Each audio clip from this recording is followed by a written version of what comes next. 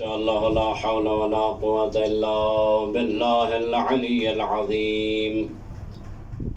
حسبي الله نعم الوكيل نعم المولى ونعم النصير، وأفوض أمري إلى الله إن الله بصير بالعباد. الصلوات. اللهم صل على محمد. الحمد لله الذي لا يبلغ مدحته القائلون ولا يحصي نعماءه العادون ولا يؤدي حقه المجتهدون، الذي لا يدركه بعد الهمم ولا يناله غوص الفطن. فطر الخلائق بقدرته ونشر الرياح برحمته ووتد بالصخور ميدان أرضه. والصلاة والسلام على العبد المؤيد والرسول المسدد المصطفى الأمجد المحمود الأحمد، حبيب إله العالمين بالقاسم محمد. اللهم صل على محمد وآل محمد وعجل فرجهم. والصلاة والسلام على آله الطيبين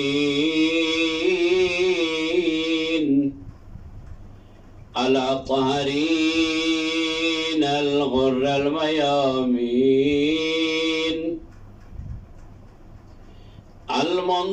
المنتجبين المكرمين، الذين ذهب الله عنهم الرجس وطهرهم تطهيرا. اللهم صل على محمد وآل محمد وعجل فرجهم.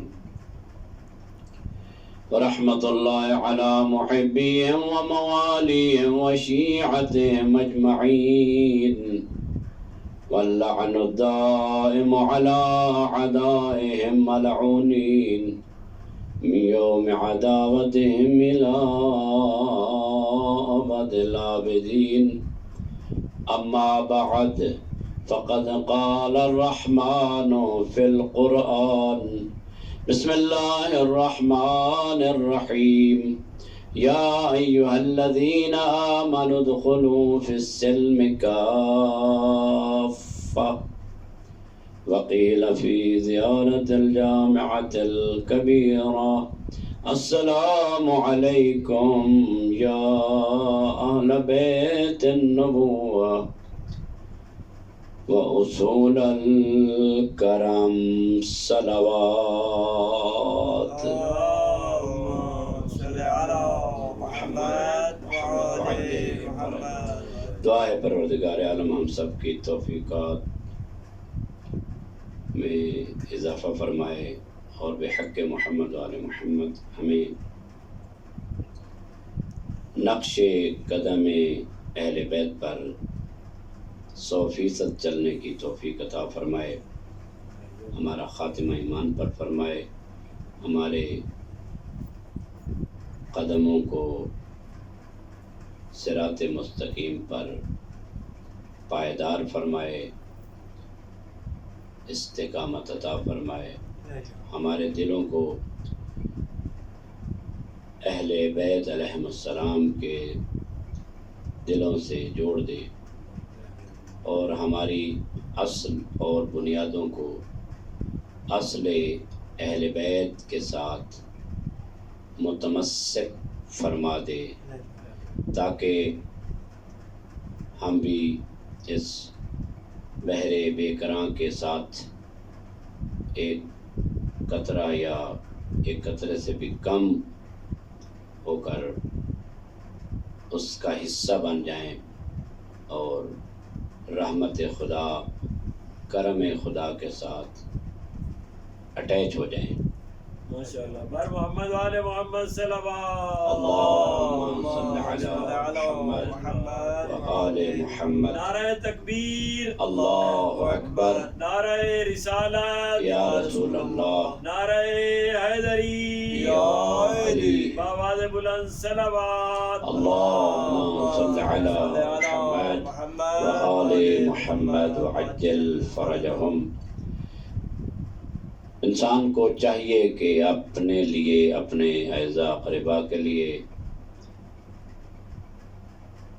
دعا کرے، خصوصاً جب ہم تاریخ پر نگاہ ڈالتے ہیں اور خصوصاً تاریخ کربلا اور اصحاب ائمہ اور اصحاب امام حسین علیہ السلام پر خصوصاً نگاہ ڈالتے ہیں تو ہمیں مختلف چہرے نظر آتے ہیں۔ اتنے پاک باز، اتنے نیک چہرے، لیکن ان کی عاقبت خراب ہوئی، اور کتنے گناہگار چہرے کہ جن کی عاقبت سنور گئی، وہ اسی وجہ سے کہ انہوں نے اپنے آپ کو متمسک کر لیا، جوڑ لیا ان ذوات کے ساتھ۔ بہت بڑی دعا ہے اور اہم ترین دعا ہے کہ خدا توفیق دے کہ ہم پیغمبر اکرم کے اس فرمان کے مطابق ہم قرآن اور اہل بیت کے ساتھ متمسک رہیں اور جا پہنچیں حوض کوثر پر کہ جہاں پیغمبر نے وعدہ کیا تھا کہ اگر تم میری کتاب قرآن اور میرے اہل بیت سے متمسک رہو گے تو حوض کوثر پر میرے پاس آ جاؤ گے۔ کیونکہ دنیا کے مختلف آندھیاں، سیلاب اور مختلف ایسی چیزیں درپیش ہوتی ہیں انسان کی زندگی میں کہ انسان کا پتہ نہیں چلتا کہ کس وقت صراط مستقیم سے اس کے پاؤں پھسل جائیں اور وہ ایسی وادی میں جا گرے، ایسی گھاٹی میں جا گرے کہ جہاں سے اس کو پھر نجات دینے والا کوئی میسر نہ ہو پائے۔ اس سے پہلے ہم ہر لمحہ ہم دعا کریں اس اصول الکرم اور اس اصل کریم کے بارگاہ میں، اس امام مبین کی بارگاہ میں کہ جن کو اللہ نے اصول الکرم قرار دیا ہے۔ ماشاءاللہ۔ بر محمد وآل محمد صلوات۔ اللہم صل علی محمد۔ ایت اللہ العظمہ طباطبائی رحمۃ اللہ علیہ فرماتے ہیں کہ ہمارے ہاں فارسی زبان میں کرم کے لیے کوئی ایسا خاص لفظ نہیں ہے، متعدد معنی کرم کے لیے استعمال کیے جانے چاہیے۔ کرم اور اصول الکرم، کرم شرافت اور رحمت کے بارے میں بھی کہا گیا ہے کہ ایک قسم کی رحمت ہے، ایک کرم کا احسان ہے، ایک قسم کی بھلائی ہے۔ کرم مختلف معنی ہیں۔ اصول جمع ہے اصل کی، اصل کہتے ہیں بنیاد کو۔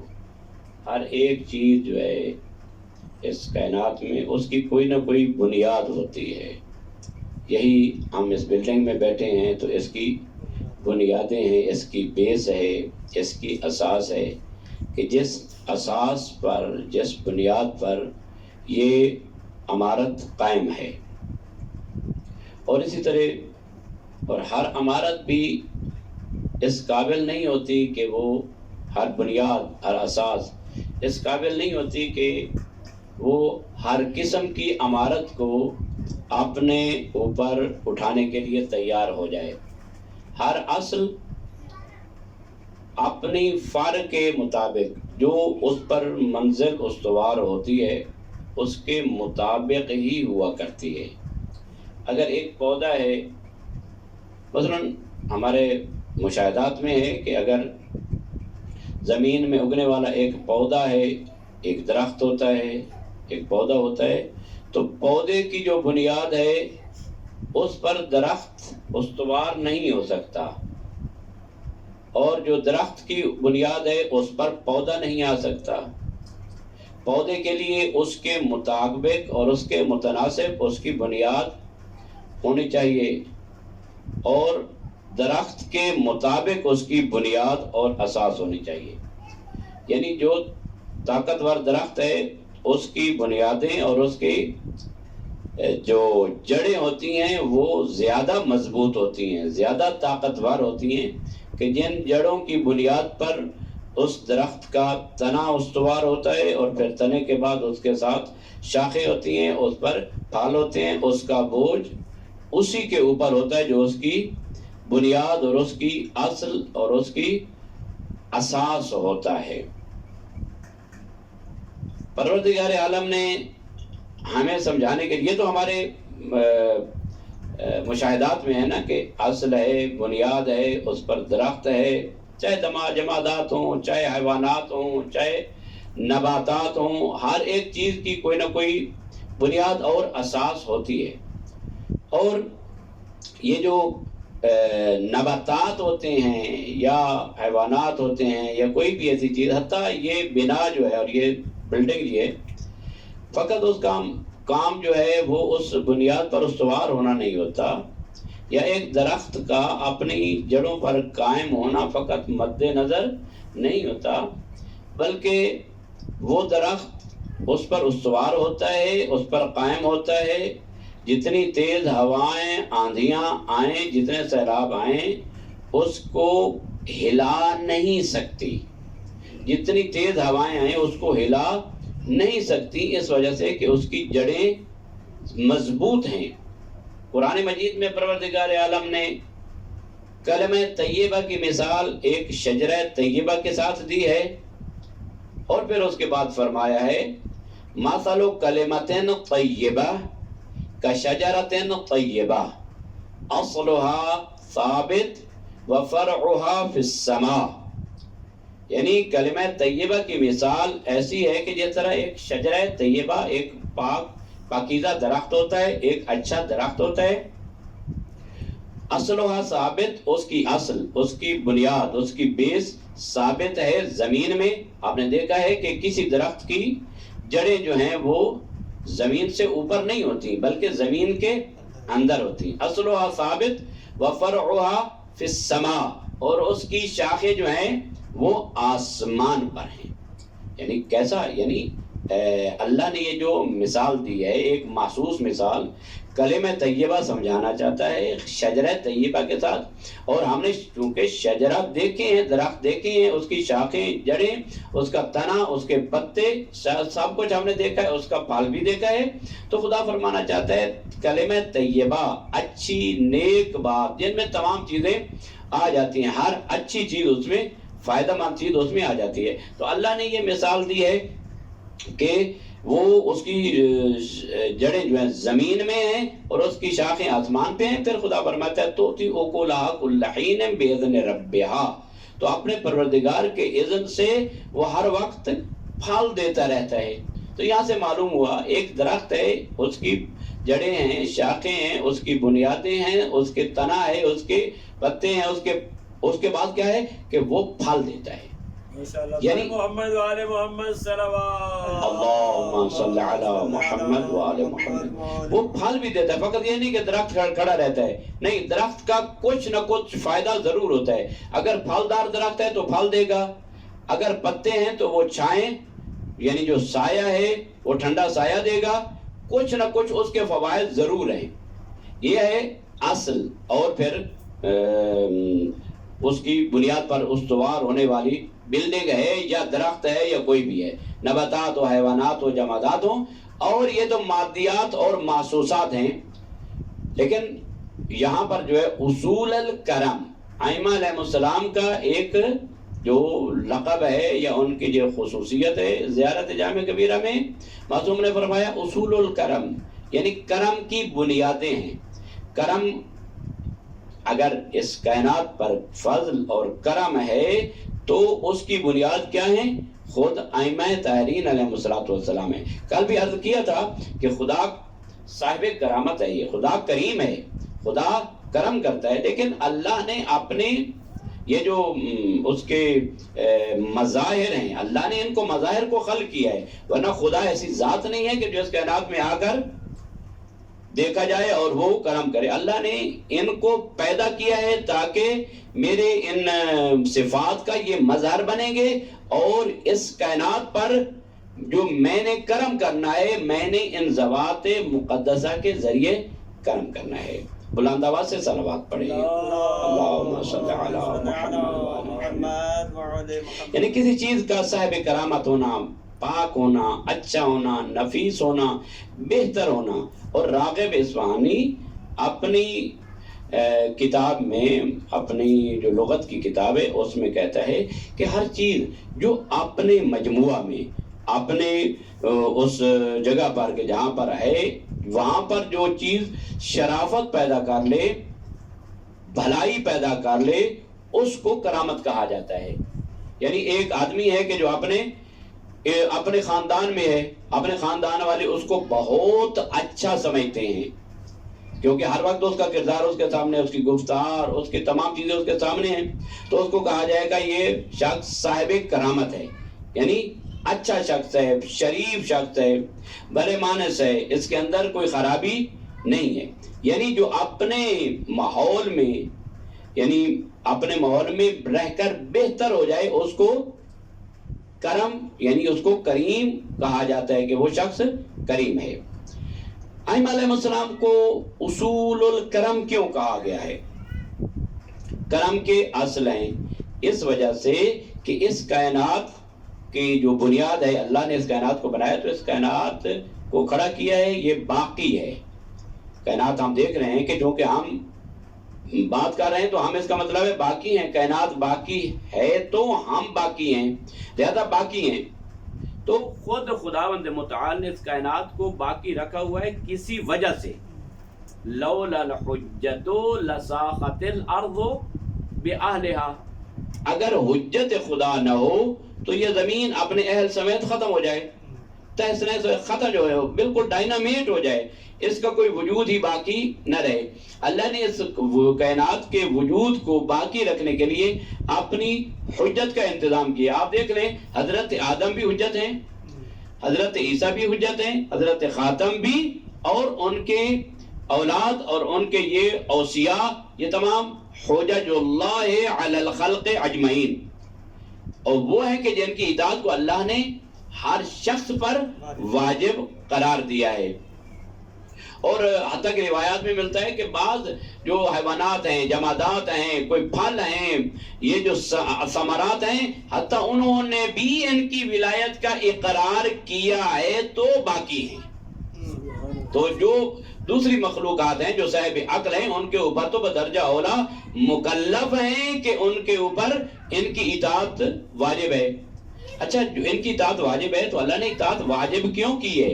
اس وجہ سے کہ ان کے ساتھ اطاعت واجب کی ہے، کیونکہ ان کے ساتھ متمسک ہوں گے تو یہ ان کو فیض پہنچانے کی ذمہ داری ان کے ہاں ہے، کیونکہ اللہ کے ایک وصف ہے کرم، کریم ہونا۔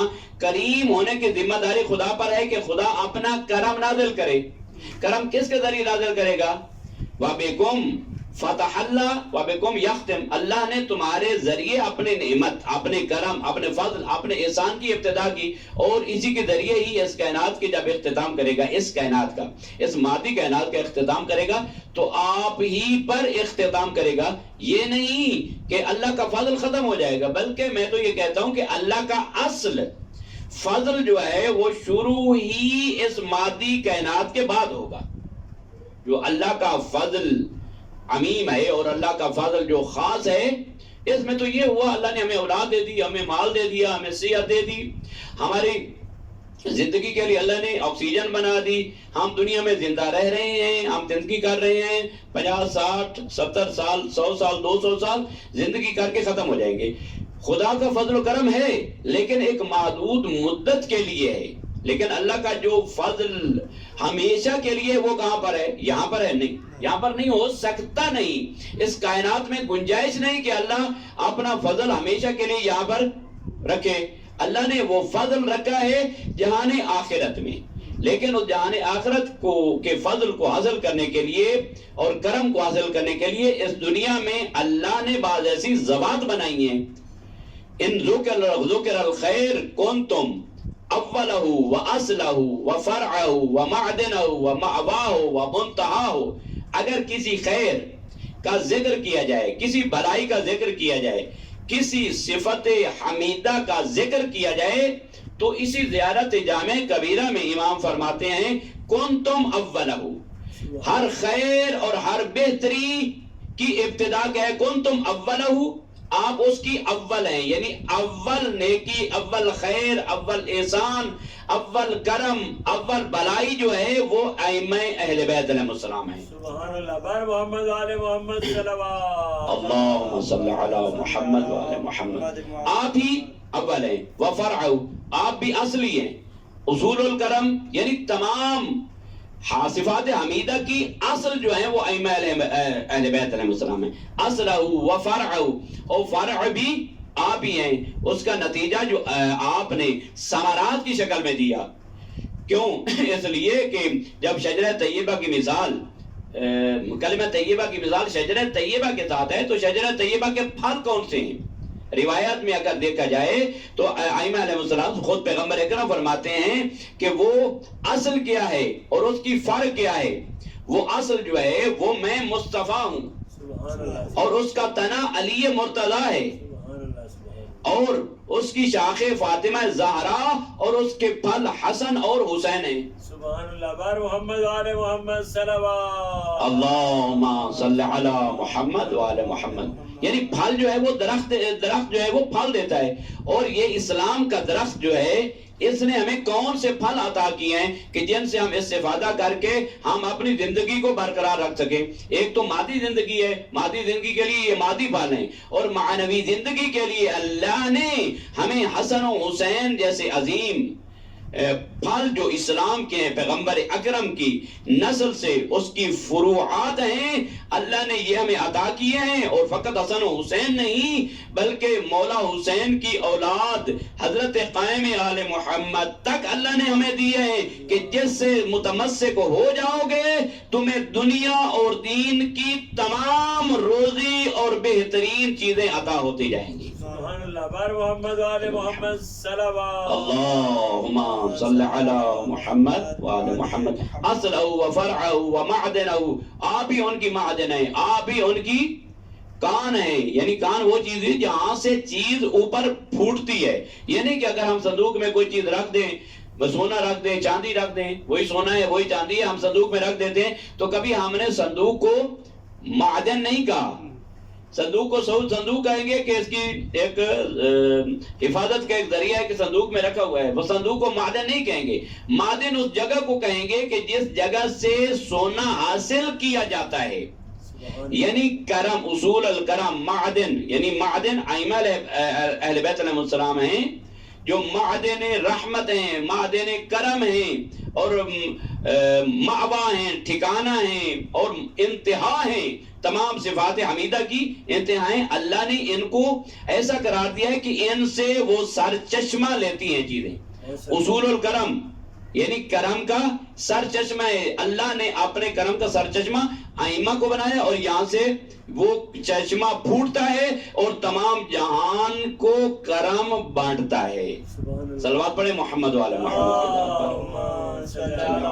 محمد و آل محمد۔ اور آگ کی بھی توضیح کر دینا کہ درخت کے پتے کیا چیز ہے؟ ہاں، وہاں اور اس کے پتے، جو درخت کے پتے ہیں وہ کیا ہیں؟ وہ شیعہ ہیں، سبحان اللہ، وہ شیعہ نے حیدر کرار پتے ہیں اس درخت کے۔ اور خود امام علیہ السلام فرماتے ہیں کہ جب کوئی شیعہ اس دنیا سے جاتا ہے عالم آخرت کی طرف تو اس درخت پاکیزہ سے ایک پتا گر جاتا ہے، سبحان اللہ۔ اور ہم اس شیعہ کے لیے جو دنیا سے جاتا ہے ہم اس کے لیے دعائے خیر کرتے ہیں کہ پروردگار اس کی مغفرت کر دے۔ ہم پتہ چلا درخت کون ہے، پتے کون ہیں، شاخیں کون ہیں، اس کی اصل کون ہے، اللہ نے محسوس طریقے سے سمجھا دیا کہ آپ نے درخت کو دیکھا ہوا ہے، اس سے سمجھ جائیں کہ اس کا تنا کتنا مضبوط ہے اور اس کی جڑیں کہاں پر ہیں اور اس کی شاخیں کہاں ہیں۔ اس دنیا میں نہیں ہے بلکہ شجر طوبہ ہے کہ جس کی شاخیں اس کائنات سے بالا ہیں، جس کی شاخیں جنت تک جا پہنچتی ہیں، اور جس کی شاخیں جو ہیں وہ عدن تک جا پہنچتی ہیں، جنات و عدن تجری من تحت الانہار خالدین فیہا۔ یہ ایسا درخت ہے کہ اس درخت کی شاخیں اس جنت تک جا پہنچتی ہیں، اور جہاں جس نے لینا ہے پہلے آئے گا درخت کے پاس، پہلے آئے گا پیغمبر کے پاس، پیغمبر کے بعد امیر المومنین کے پاس، حضرت فاطمہ زہرا کے پاس، حسن و حسین کے پاس آئے گا اس درخت سے استفادہ کرنے کے لیے۔ اور اگر یہ نہ مل سکے کہیں تو جہان والوں کو چاہیے کہ حسن و حسین کے پیروکاروں شیعوں سے متمسک رہیں، جو شیعوں سے متمسک رہتا ہے وہ بھی اہل بیت تک جا پہنچتا ہے۔ سبحان اللہ۔ بار محمد وعلى محمد صلوات اللہم صلی علی محمد وعلی محمد۔ اور ملائکہ جو ہیں وہ صاحب کرامت ہیں، یعنی کرامن کاتبین، کرام کرامت سے ہے، کرامن کاتبین، ایسے صاحب کرامت ہیں کہ جو لکھنے والے ہیں، یعلمون ما تفعلون، یعنی وہ جانتے ہیں جو کچھ تم کرتے، کرامن کاتبین ہیں جو ہمارے نیک اعمال کو لکھتے ہیں اور ہمارے برے اعمال کو لکھنے والے بھی ہوتے ہیں، لہذا کرامن کاتبین ہیں۔ قرآن مجید میں مختلف آیات ہیں، بل عباد مکرمون لا یسبقونہ بالقول وامرہ یعملون، عباد ہیں ایسے بندے جو کریں، مکرمون ہیں یعنی فرشتگان ہیں، لا یسبقونہ بالقول، نہ وہ پہلے بات کرتے ہیں جو بڑھ کر ہو، بلکہ جو کچھ اللہ کا حکم ہوتا ہے اسی کے مطابق وہ انجام دیتے ہیں، وہ فرشتگان الہی ہیں، وہ کرام ہیں، وہ کاتبین ہیں۔ اور پھر محمد والے محمد کے پاس کیوں آتے ہیں؟ اس وجہ سے کہ مولا امیر کائنات فرماتے ہیں انا آل محمد کننا انوارا حول العرش، ہم آل محمد عرش کے گرد جو ہیں اللہ کے انوار تھے۔ اس کے بعد کیا ہوا؟ فَآمَرَنَا اللَّهُ بِالتَّسْبِيحِ، اللہ نے ہم اہل بیت کو تسبیح کا حکم دیا، ہم نے تسبیح کی، فرشتوں نے ہماری تسبیح سیکھی، فَسَبَّحَتِ الْمَلَائِكَةُ، انہوں نے تسبیح کی، فَكَبَّرْنَا، ہم نے تکبیر بلند کی، فرشتوں نے دیکھا اللہ اکبر کہہ رہے ہیں، ہماری تکبیر کو دیکھ کر انہوں نے تکبیر کہی، فَحَلَّلْنَا وَحَلَّلَتِ الْمَلَائِكَةُ، ہم نے لا الہ الا اللہ کہا، فرشتوں نے دیکھا اور سنا کہ ہم لا الہ الا اللہ کہہ رہے ہیں، انہوں نے تحلیل کی، تسبیح، تکبیر، تحلیل، تقدیس جب ہم نے کی، فرشتوں نے دیکھی، انہوں نے تقدیس بھی کی، تسبیح بھی کی۔ اس وجہ سے فرشتے آتے ہیں سیکھنے کے لیے ان سے کہ کس طرح تسبیح کی جاتی ہے، کس طرح تقدیس کی جاتی ہے، کس طرح تعلیل کی جاتی ہے، کس طرح اللہ کو سبحان اللہ کہا جاتا ہے، کس طرح اللہ اکبر کہا جاتا ہے۔ اس وجہ سے فرشتے آتے ہیں سبحان اللہ سیکھنے کے لیے۔ اور پھر امام مولا امیر کائنات فرماتے ہیں فَحَبَتَ، اپس اللہ نے ہمیں زمین پر بھیجا، اس کائنات میں بھیجا، جب ہم اس کائنات پر آئے تو ہم استاد بنے تمام انبیاء کے۔ تمام انبیاء نے اللہ کی عبادت سیکھی ہے تو ہم آل محمد کی وجہ سے سیکھی ہے۔ حضرت آدم علیہ السلام کی جب توبہ قبول ہوئی تو وہ کس وجہ سے توبہ قبول ہوئی؟ کیا آدم علیہ السلام سے پہلے کچھ بھی نہیں تھا؟ نہیں، وہ انوار موجود تھے کہ جس کو دیکھ کر حضرت آدم علیہ السلام نے کہا یہ محمد، یہ علی، یہ فاطمہ، یہ حسن اور یہ حسین، جب دیکھا تو سمجھایا گیا کہ یہ انوار ہیں جن کی بدولت آدم تیری توبہ قبول ہوگی۔ تو پھر حضرت آدم علیہ السلام نے وہاں پر اللهم بحق محمد وانت المحمود وبحق علي وانت العلي الاعلى وبحق فاطمة وانت فاطر السماوات والارض وبحق الحسن وانت المحسن وبحق الحسين عليه الصلاة والسلام وانت قديم الاحسان انی تبت الیک فتاب علیہ. جب آدم نے ان کا واسطہ دیا تو پروردگار عالم نے بچھڑے ہوئے آدم کو حوا سے ہوا ملا دی. آدم کی توبہ قبول کر لی. کون ہے وہ؟ یہ جو آدم سے پہلے تھے، آدم سے افضل تھے، آدم کو جھکایا گیا. اور بعض روایات میں تو یہ ملتا ہے کہ جب اللہ نے ابلیس کو حکم دیا تھا کہ اے ابلیس، تو یعنی فرشتوں کو بھی اور جنوں کو بھی حکم دیا کہ سجدہ کرو، فسجد الملائکۃ کلھم اجمعون الا ابلیس. وہ کون سا سجدہ تھا؟ کس کو سجدہ تھا؟ آیا واقعاً اولم و بالذات آدم علیہ السلام کو سجدہ تھا؟ نہیں، اس نور کو سجدہ تھا جو جبین آدم میں تھا. وہ نور مصطفیٰ تھا، وہ نور مرتضیٰ تھا، وہ نور فاطمۃ الزہرا تھا، وہ نور امام حسن تھا، وہ نور امام حسین علیہ السلام تھا جو آدم کی جبین میں موجود تھا. بس ابلیس نے آدم کا فقط انکار نہیں کیا، آدم کو سجدے سے انکار نہیں کیا، بلکہ اللہ کا حکم تھا سجدہ کرو. گویا کہ ابلیس نے محمد کا انکار کیا، علی کا انکار کیا. پتہ چلا کہ جو محمد و علی کا انکار کرتا ہے اس کا کم از کم حشر ابلیس ہوتا ہے. سبحان اللہ، وہ ابلیس جا بنتا ہے. نعرہ تکبیر، اللہ اکبر، نعرہ رسالت یا رسول اللہ، نعرہ حیدری، یا علی، آواز بلند صلوات. اللہم صلی علی محمد و آل محمد وعجل فرجهم. اور ایت العظمہ طبعی اللہ مقام فرماتے ہیں کہ کرم کس کو کہا جاتا ہے؟ کہتے ہیں کرم اور کریم اس شخص کو کہا جاتا ہے کہ جو اللہ کی اتنی عبادت کرے کہ اب اس کی ذات میں غیر اللہ کو جھکنے کا سوال ہی پیدا نہ ہو. اس کو کہتے ہیں کریم. کریم صاحب کرامت اس کو کہا جاتا ہے. اور اسی لیے ہمارے اہل سنت برادران کہتے ہیں علی کرم اللہ وجہہ. مولا علی علیہ السلام کا جو لقب ہے کرم اللہ وجہہ، یعنی اللہ نے ان کے چہرے کو صاحب کرامت بنایا ہے. تو اس بارے میں امیر کائنات فرماتے ہیں کہ پیغمبر اکرم کی زبان سے ایک روایت، لمبی روایت ہے کہ اللہ نے مجھ علی کو 70 مناقب عطا کیے ہیں کہ جن میں کوئی شریک نہیں ہے.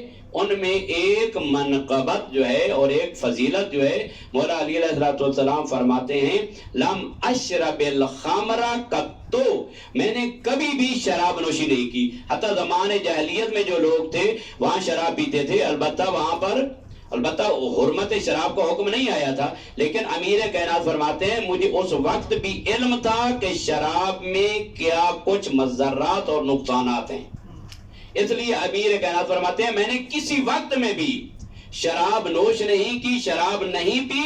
مولا فرماتے ہیں لم اشرک باللہ طرفت عین ابدا، میں علی ابن ابی طالب نے کبھی بھی طرفت عین یعنی پلک جھپکنے کی جو دیر ہوتی ہے اتنا بھی میں نے شرک نہیں کیا. لم اعبد اللات والعزى، نہ میں نے کبھی لات کی پرورش کی، پرستش کی، اور نہ عزا کی کے سامنے اپنا سر جھکایا.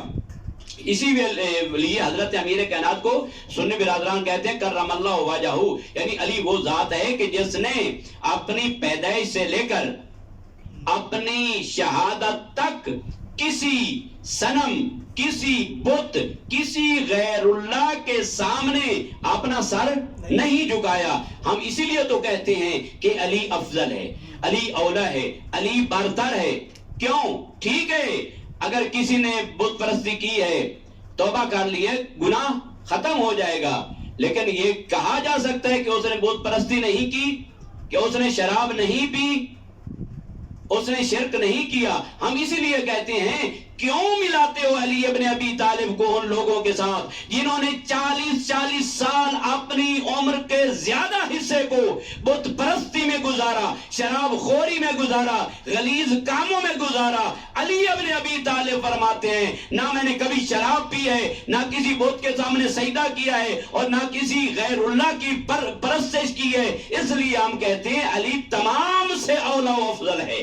سبحان اللہ سبحان اللہ حیدری یا علی۔ اور پھر مولا فرماتے ہیں ایک اور فضیلت میری ہے، ان رسول اللہ اخذنی من ابی فی سبائی فکنت اکیلہ و شریبہ و مونسہ و محدثہ۔ پیغمبر اکرم صلی اللہ علیہ وآلہ وسلم نے میرے بچپنا میں پیدا ہی ہوا تھا تو پیغمبر اکرم نے مجھ علی ابن ابی طالب کو میرے باپ سے لے لیا تھا، ابو طالب سے لے لیا تھا۔ کس وجہ سے لے لیا تھا؟ نعوذ باللہ اس وجہ سے نہیں کہ معاذ اللہ کے ابو طالب کافر تھے، نہیں، کافر کا بیٹا کافر ہوتا ہے، اسلام کا حکم یہی ہے، مومن کا بیٹا مومن ہوتا ہے۔ ہم علی مومن نہیں ہے، فقط علی تو امیر المومنین ہے، سبحان اللہ علی فقط مومن نہیں ہے، علی امیر المومنین ہے۔ کس لیے رسول اللہ نے میرے باپ سے لیا؟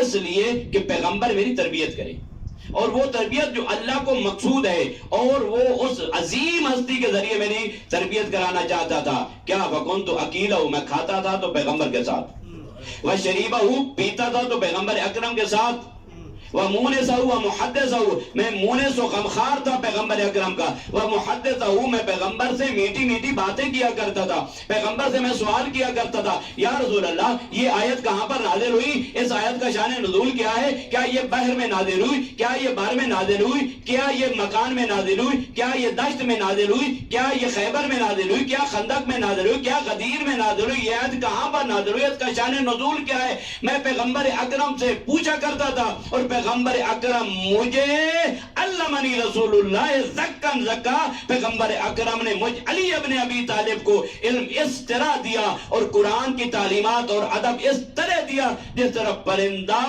غذا آمادہ کر کے اپنے بچے کو چوگ عطا کرتا ہے۔ سبحان اللہ سبحان اللہ۔ میں تو وہ علی ابن ابی طالب ہوں، میں ہر وقت پیغمبر کے ساتھ رہتا ہوں۔ کون تو اتبع الرسول اتباع الفصیل، اس طرح میں پیغمبر کے ساتھ اس طرح رہتا تھا جس طرح اونٹنی کا بچہ اپنی ماں کے قدموں پہ قدم رکھ کر اس کی اتباع کرتا ہے۔ میں تو وہ علی ابن ابی طالب ہوں، وہ کہ علی وہ جس نے طرفت عین کوئی بھی غلط اور کوئی بھی گناہ، یہ نہیں کہ گناہ کیا نہیں، علی نے سوچا ہی نہیں۔ علی امیر المومنین نے اور خود علی کے بیٹوں نے نہ یہ کہ گناہ کیا نہیں، گناہ کا سوچا تک نہیں ہے۔ یہ ایسے کریم ہیں، ایسے صاحب کرم ہیں کہ جنہوں نے نہ فقط اپنے اچھے حالات میں بلکہ مشکلات میں بھی لوگوں کے ساتھ کرم سے پیش آئے۔ امام حسین علیہ السلام کرم الہی کا عظیم ترین نمونہ ہے۔ مولا، میں نے کتابیں پڑھا ہے خود، یعنی میدان کارزار ہے، میدان جنگ ہے، میدان کربلا، شاید نہ اس سے پہلے ایسا میدان تھا اور نہ ہی اس کے بعد ایسا میدان ہوگا۔ کربلا جیسا میدان نہ تھا نہ ہوگا، وہ ایک ہی کربلا تھی جس میں حسین تھا۔ اتنے عظیم، دشمن حملہ کر رہا ہے، سید الشہداء اپنی انگوٹھی اتار کر اپنے دشمن کی طرف دے رہے ہیں۔ حیران ہو کے پوچھتا ہے حسین میں تو تیرے ساتھ لڑنے آیا ہوں۔ مولا نے فرمایا تیری چھوٹی سی بیٹی تھی 4 سال کی، جب تو گھر سے چلا تھا تو اس نے کہا تھا بابا میدان جنگ میں جا رہے ہو، وہاں سے مال غنیمت ملے تو میرے لیے کوئی مال غنیمت لانا۔ حسین ابن علی تجھے یہ انگوٹھی دے رہا ہے، جانا اپنی بیٹی کو دینا۔ پیاسا ہے حسین، تنہا ہے حسین، اصحاب مارے گئے۔ علی اکبر جوان، میں چاہتا تھا دونوں کا تذکرہ، لیکن وقت کے دامن میں گنجائش نہیں ہے، بس یہ کہتا ہوں کہ یہ ایسے دو ہاشمی جوان تھے، جب مدینہ کی گلیوں میں سے گزرتے تھے لوگ اپنی دکانوں سے باہر آ جاتے ان دو کی زیارت کے لیے، ایک تھے علی اکبر، ایک تھے ابو الفضل العباس، ایک تھے استاد، ایک تھے شاگرد۔ لوگ اپنی دکانیں چھوڑ دیتے، کاروبار معطل کر دیتے۔ کوئی کہتا اگر رسول اللہ کو دیکھنا ہے تو علی اکبر کے چہرے کی طرف نظر کرو، کوئی کہتا اگر علی ابن ابی طالب کے حسن کو دیکھنا ہے تو عباس ابن علی کو دیکھو، اس میں تمہیں علی نظر آ جائے گا، اور علی اکبر میں تجھے پیغمبر خاتم نظر آ جائیں گے۔ اور حضرت علی اکبر کے بارے میں ہے کہ جب مدینہ میں ہوتے تھے نا، امام حسین علیہ السلام کے بارے میں ہے اکثر پڑھا جاتا ہے، اور قرین عقل بھی ہے کہ مولا رات کے سما میں اٹھ کر علی اکبر کے چہرے کا بوسہ دیتے تھے۔ جناب لیلا پوچھتی تھی اے میرے مولا و آقا، آپ اپنے بیٹے کو رات کے سما میں اٹھ کر اتنا کیوں چومتے ہیں؟ تو اس وقت حسین کی آنکھیں پرنم ہو جاتی تھیں اور شاید یہی فرماتے تھے اے اکبر کی ماں، تجھے پتہ نہیں یہ میرا بیٹا شبیہ رسول ہے، اور یہ میرا بیٹا ہوگا کہ جو کربلا کے لک و دک صحرا میں مجھ سے پانی مانگے گا، میرے پاس پانی نہیں ہوگا، یہی میرا بیٹا ہوگا جب میں اس کی لاش پہ جاؤں گا۔ تو گویا کہ یہی زبان حال سے فرما رہے ہیں کہ وہاں بھی میں اپنے بیٹے کے رخسار پہ رخسار ضرور رکھوں گا۔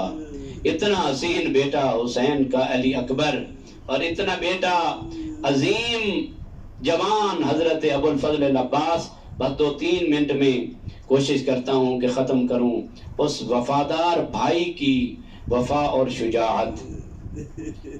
حضرت عباس علمدار کو جنگ کی اجازت نہیں ملی، ورنہ جنگ کی اجازت مل جاتی تو عباس علمدار علی کے بیٹے تھے۔ یہ کوفیوں کو کوفہ دکھاتے، شامیوں کو شام دکھاتے۔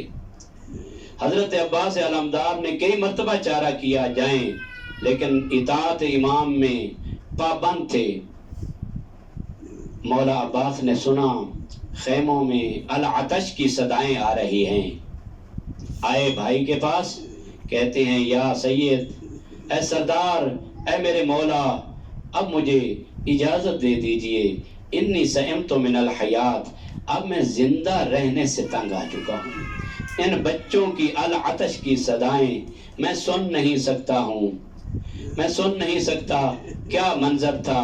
عباس علمدار نے دیکھا جب خیمے سے نکلے نا تو حضرت عباس علمدار کا پاؤں الجھا اس خیمہ سے کہ جس خیمے میں مشکیں رکھی ہوئی تھی۔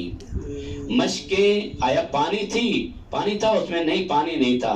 حضرت عباس علمدار کا پاؤں الجھا، دیکھا تو سادات کے بچوں کی کیا کیفیت تھی، مشکوں کے دہانوں پہ ان کے منہ تھے، پانی نہیں تھا، مشکوں کے دہانوں پہ ان کے منہ تھے، اور بچوں نے اپنے پیٹوں سے کپڑے اٹھا کر اپنے پیٹوں کو ان مشکوں کے اوپر رکھا ہوا تھا، اور سارے بچے چیخ کر پکار کر کہہ رہے تھے ہائے پیاس، ہائے پیاس، العطش، العطش۔ عباس علمدار نے عرض کیا اے بھائی، اے میرے سید و سردار، یا اخا، اے میرے مولا، اب مجھے اجازت دے دیجئے۔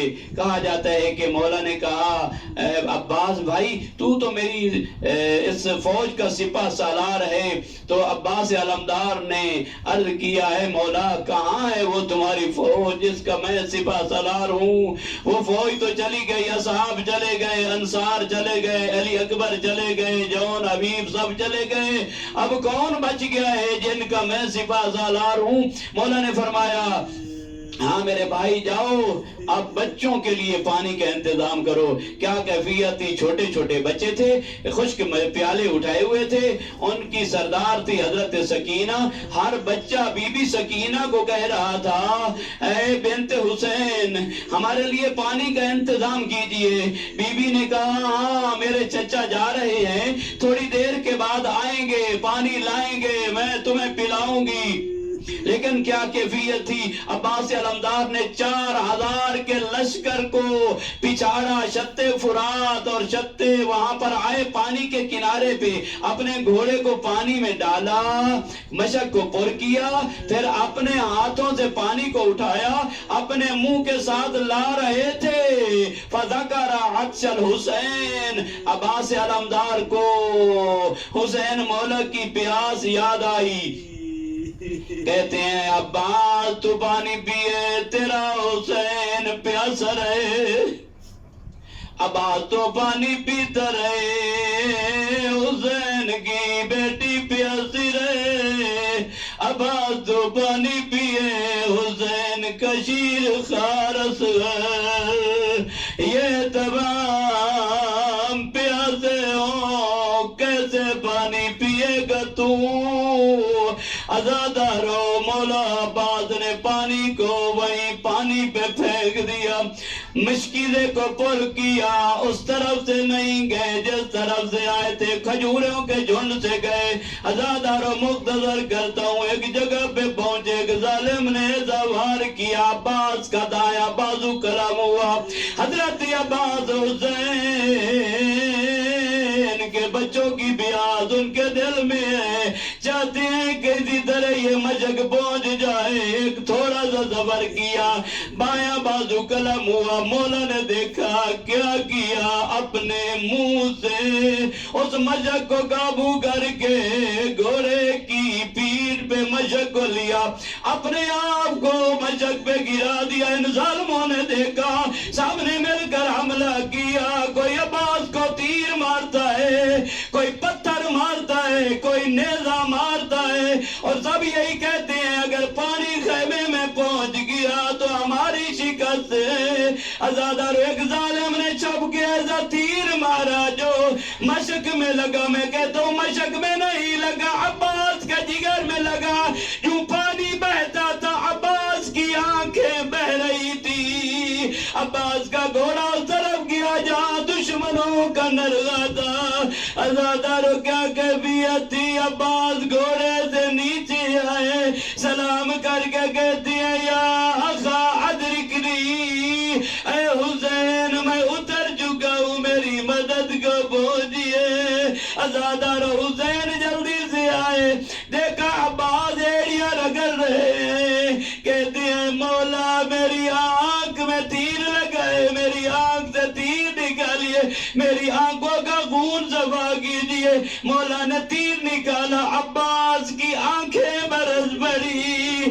مولا کہتے ہیں بھائی زخموں کی تاب نہیں. عباس کہتے ہیں نہیں میرے مولا, اب میں دیکھ رہا